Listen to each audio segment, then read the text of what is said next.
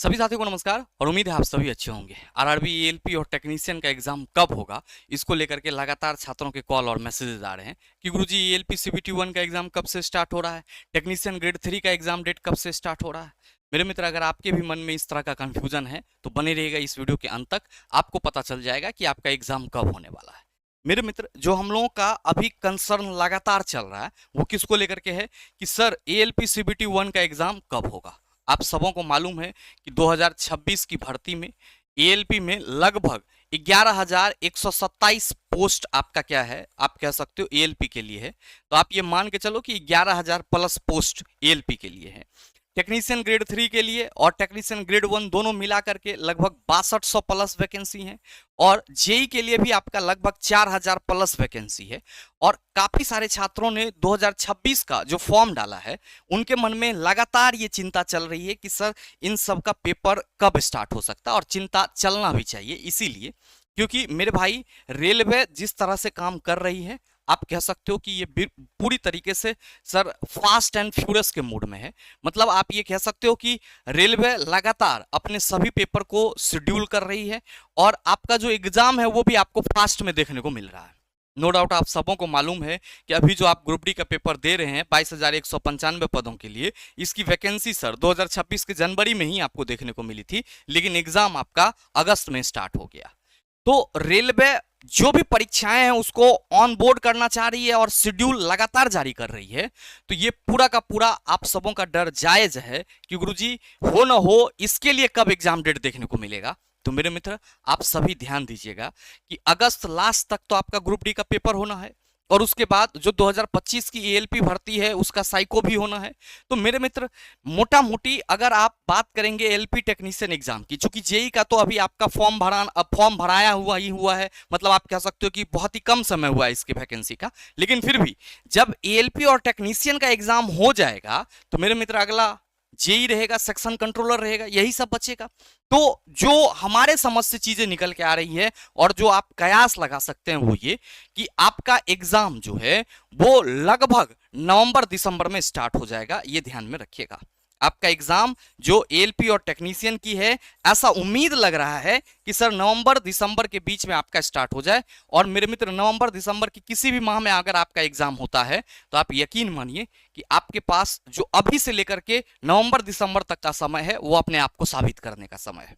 क्योंकि बहुत ज्यादा, अब आप में से बहुत सारे छात्र निगेटिव कमेंट भी करेंगे कि आप भी कयास लगा रहे हैं, आप भी ये कह रहे हैं, जब हमको अंदाजा ही लगाना है। तो आप अपने मन में भी सोच सकते हैं, रेलवे का सारा पैटर्न सबके लिए खुला हुआ है।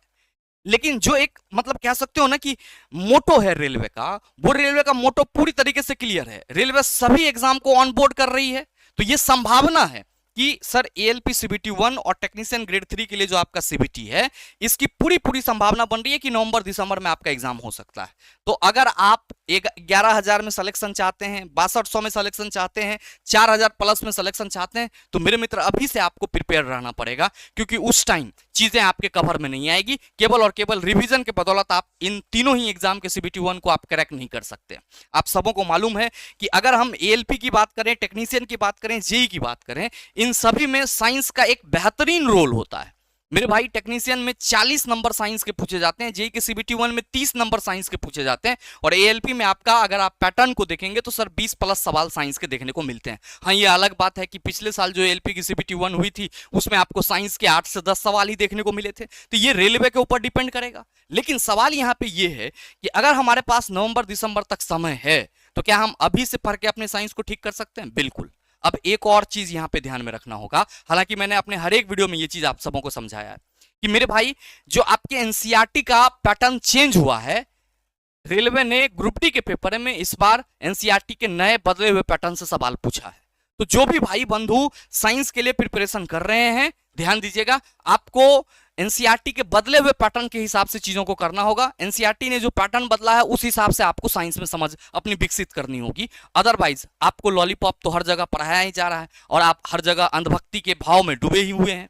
मेरे मित्र, मेरे कहने का मतलब यह है कि अगर आप नवंबर दिसंबर तक चीजों को सिस्टमैटिक तरीके से पढ़ते हैं तो हमें नहीं लगता है कि आपको आपकी सफलता से कोई भी रोक पाएगा। तो उम्मीद करेंगे कि जो एक आप सबों के मन में डाउट था कि सर हमारा एग्जाम कब होगा, तो मेरे मित्र ये तय है कि आपका एग्जाम बहुत ही जल्द होगा, और साथ ही ये भी तय है कि हो सकता है कि इस मंथ में आपको एग्जाम डेट देखने को मिल जाए, या मेरे मित्र मामला अगर ऐसा हुआ तो आपको नवंबर के सेकेंड वीक में भी एग्जाम डेट देखने को मिल जाएगा। तो उम्मीद करेंगे आप हमारी बातों को समझ पाए होंगे। ध्यान रखिएगा, अगर आप बदले हुए पैटर्न के हिसाब से साइंस का प्रिपरेशन करना चाहते हैं तो मेरे मित्र हमारा एक ही बैच है, NCERT 9th and 10th master solution, जहां हम आपको एनसीईआरटी क्लास 9th और 10th के कंप्लीट चैप्टर का लाइन बाय लाइन डिस्कशन कराते हैं। आप कहेंगे अभी बैच लेंगे तो हमारा बैच खत्म होगा, पूरा सिलेबस इसमें कराया हुआ है, बस आपको आके इसमें पढ़ना है। ध्यान रखिएगा, आपके मन में सवाल उठेंगे क्या आप अपडेटेड एनसीईआरटी कराओगे? बिल्कुल मेरे मित्र, जो भी हमारे कोर्सेज हैं आप सभी ध्यान रखिएगा कि एग्जाम दर एग्जाम क्या होता है सर, अपडेट होता है, और अपडेटेड एनसीईआरटी का मटेरियल ही आपको इस बैच में दिया जाएगा। और आप सभी की सुविधा के लिए अभी ये बैच केवल और केवल सर 299 में अवेलेबल है। मेरे मित्र ध्यान में रखना कि अगर आप एनसीईआरटी के साथ साथ इस बचे हुए मंथ में अपने साइंस प्रैक्टिस को भी एक धार देना चाहते हो, चैप्टर वाइज क्वेश्चन पढ़ना चाहते हो, जो कि प्रैक्टिस का भी एक अहम रोल होता है, चला याद रखना। आप लाख कंसेप्ट पढ़ लो, प्रैक्टिस नहीं करते हो मेरे मित्र, आप भूल जाओगे, क्योंकि जो चीजें हम करते हैं उसका कहीं उपयोग तो होना चाहिए। अब साइंस आप पढ़ रहे हो तो साइंस का आप उपयोग कहां करोगे? एग्जाम से पहले आप एक के बार सीधे एग्जाम में जाके करोगे तो मामला तो फिर गड़बड़ा जाएगा। तो मेरे मित्र अगर आप अपने चैप्टर वाइज एनालिसिस को बेहतर करना चाहते हैं तो आपको प्रैक्टिस भी करना चाहिए। और ध्यान रखिएगा, अगर आप एनसीईआरटी की complete line by line discussion के साथ 2024 से लेकर के अभी तक जितने भी पेपर हुए हैं, चाहे वो रेलवे एएलपी हो, टेक्नीशियन हो, जेई हो, ग्रुप डी हो, इन सभी का चैप्टर वाइज क्वेश्चन एनालिसिस करना चाहते हैं एनसीईआरटी के साथ, तो आप हमारे साथ मिशन सिलेक्शन बैच में जुड़ सकते हैं। और मेरे मित्र मिशन सिलेक्शन बैच में जुड़ने के लिए आपको केवल और केवल 499 पे करना है, ये बात ध्यान में रखिएगा, केवल और केवल 499। और ध्यान देना कि ये सभी बैचेज आपको द लॉजिकल साइंस एप्लीकेशन पर मिलेंगे, और बैच से संबंधित जानकारी आपको इस दिए गए नंबर पर कॉल या व्हाट्सएप करके मिल जाएगा। तो जो भी भाई बंधु आगे के फेज के लिए अपने आप को तैयार करना चाहते हैं, केवल अपडेटेड एनसीईआरटी करना चाहते हैं 9th 10th का लाइन बाय लाइन डिस्कशन, जिसके बगैर आपका रिजल्ट नहीं हो सकता है, तो मेरे मित्र आप NCERT 9th and 10th master solution batch से जुड़िए। और अगर आप चाह रहे हैं कि सर हम एनसीईआरटी के साथ साथ 2024 से लेकर के अभी तक के जितने भी पेपर हुए हैं उन सभी का चैप्टर वाइज एनालिसिस करें, तो आप मिशन सिलेक्शन बैच से जुड़ सकते हैं। बैच का जो लिंक है, द लॉजिकल साइंस एप्लीकेशन का जो लिंक है, वो आपको इस वीडियो के नीचे डिस्क्रिप्शन में भी मिल जाएगा। बाकी आप गूगल प्ले स्टोर पे भी जाकर के एप्लीकेशन को ढूंढ सकते हैं, द लॉजिकल साइंस नाम सर्च करके। बहरहाल उम्मीद करेंगे कि आपके जो कंफ्यूजन थे वो दूर हो पाया होगा। मिलते हैं फिर अगले वीडियो सेशन में, तब तक के लिए best of luck, thank you, have a nice day.